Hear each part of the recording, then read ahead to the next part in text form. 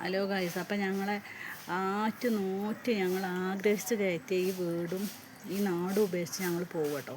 നമ്മളെ ചക്കരക്കുട്ടീൻ്റെ ജീവിതം തല്ലി തകർക്കാൻ നോക്കിയ ഒരു കുടുംബത്തിനോട് ഞാൻ കാല് പിടിച്ച് പറഞ്ഞു, അവരുടെ ജീവൻ തല്ലി തകർക്കരുതെന്ന്. പക്ഷേ ഒരു യാതൊരു ഇതും സാധാപും തരാതെ ഷൗട്ടടിച്ചുകൊണ്ട് ഞാൻ കാല് പിടിച്ച് പറഞ്ഞപ്പോൾ ഷൗട്ടടിച്ചുകൊണ്ട് എന്നോട് പെരുമാറിയത്. അപ്പോൾ നമ്മളെ അയൽവാസികൾ എന്ന് പറഞ്ഞാൽ നമുക്ക് വേണ്ടപ്പെട്ട ആൾക്കാരാണ്. അപ്പോൾ അവർ തന്നെ അങ്ങനെ ചെയ്താൽ നമ്മളെങ്ങനെ ഇവിടെ പിടിച്ച് നിൽക്കും? അപ്പോൾ ഈ നാട്ടുകാരെന്നോട് ചോദിക്കണം, എന്തിനാ ചേച്ചി ഞങ്ങൾ ഈ നല്ലൊരു വീടും ഈ സ്ഥലവും വിട്ടിട്ട് ഈ നാട്ടിൽ നിന്ന് പോകണമെന്ന്?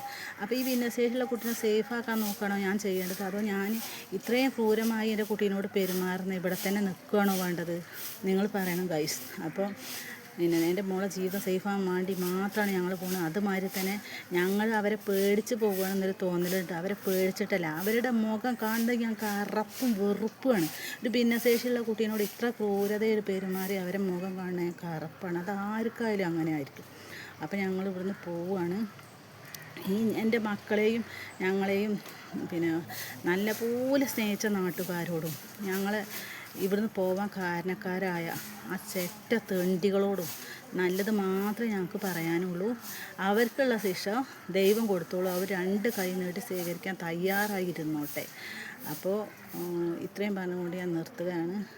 അടുത്ത വീഡിയോ ഇടുന്നത് വരെ ബൈ. അപ്പോൾ എൻ്റെ വീടിൻ്റെ ഫോട്ടോ കൂടി ഒന്ന് കാണിച്ചു തരാം.